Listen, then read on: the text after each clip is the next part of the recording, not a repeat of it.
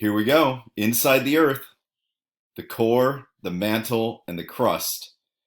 And as you're going to see, kind of more complicated than that.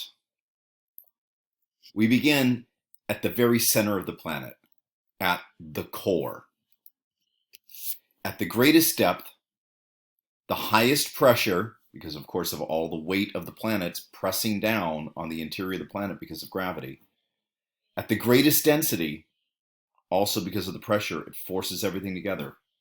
And at the greatest temperature is the core.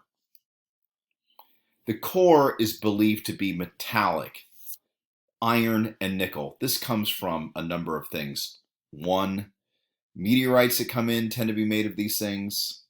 So it was probably foundational in the solar system. And they're heavier, and over billions of years were able to sink into the interior, whereas the lighter material rose towards the surface. The core has two parts. First of all, at the very center of the planet is what's known as the inner core. The inner core probably exists at around 11,000 degrees Fahrenheit, but is believed to be in a solid state because of the enormous pressure that's found at the center of the planet. Now, if you took that same metal, brought it to the surface, and heated it to 11,000 degrees, it would liquefy instantaneously. But it is that great pressure that keeps the inner core in a solid state. Surrounding the inner core is the outer core. Kind of logical. The outer core is probably something in the neighborhood of 9,000 degrees Fahrenheit. It's believed to be in a very fluid, very liquid state. And this is based on a couple of things. One, theoretically, like mathematically, it could exist that way because of the decreased pressure.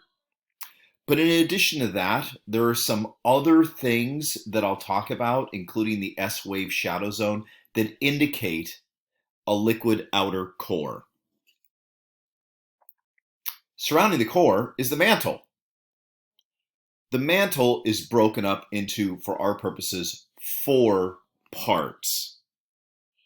As we start at the bottom of the mantle, the first thing I want you to know is that the mantle is composed of rock, which is a mixed material, instead of an unalloyed metallic material. And because of that, we're kind of going to repeat what we did with the core, only with multiple layers.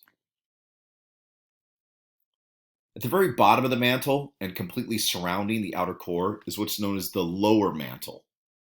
This is probably something in the neighborhood of 7,200 degrees Fahrenheit, so very, very hot, but it's believed to be very dense and very stiff, and as a result of that, solid. Again, it's because of the pressure. The rock, not metal, rock in this case, with all of that pressure, even with that heat, would remain in a solid state. Now, if you took that rock and brought it to the surface and heated it to 7,200 degrees, it would liquefy instantaneously. But of course, it doesn't have the same pressure at the surface. Surrounding the lower mantle is the upper mantle. The upper mantle is less dense and less stiff. I wouldn't call it liquid. It's probably more kind of like this. If you've seen a blacksmith, for example, at an amusement park, take metal, put it into the fire, heat the metal up so that it becomes this orange red, and then it becomes more malleable, that's probably the consistency of the upper mantle. Then surrounding the upper mantle is the asthenosphere, a very important layer for us. This is generally described as the plastic-like layer of the mantle. In other words, very flexible like plastic is.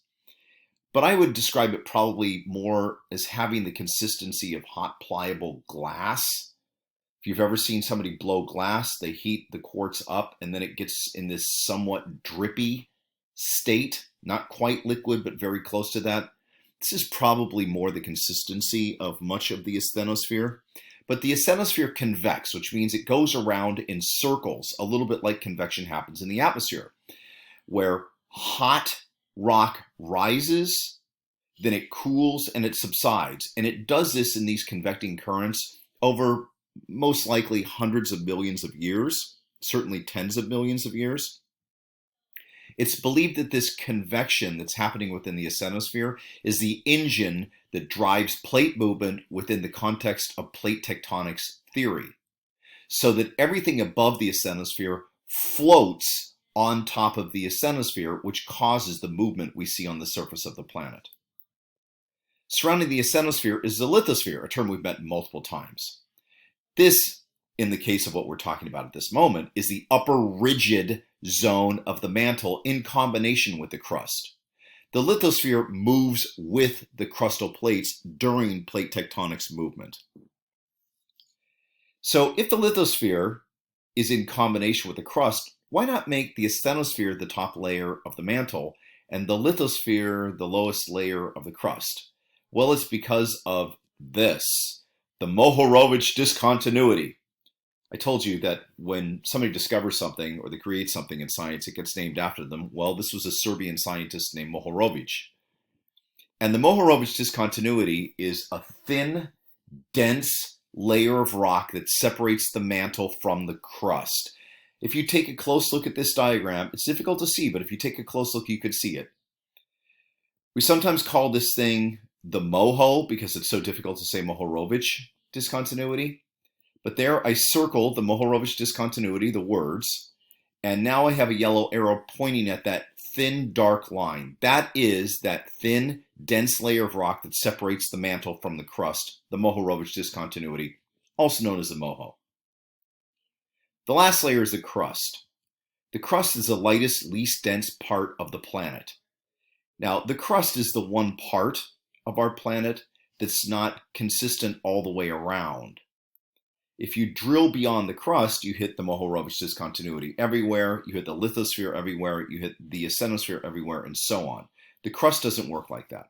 There are two parts to the crust. First, the oceanic crust, which is found mostly where the oceans are. So in other words, if you swam down to the bottom of the ocean and brought up the rock, that rock you would bring up, in most cases, is oceanic crust.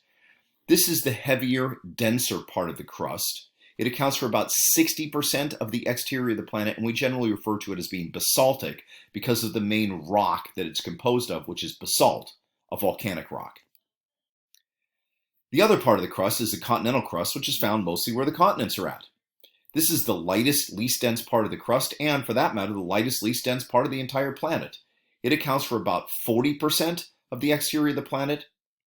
Because about 75% of the exterior of the planet is covered by water, obviously some of the continental crust is flooded with oceanic water. We generally refer to the continental crust as being granitic because of the main rock that it's composed of. That rock is called granite, like the countertops.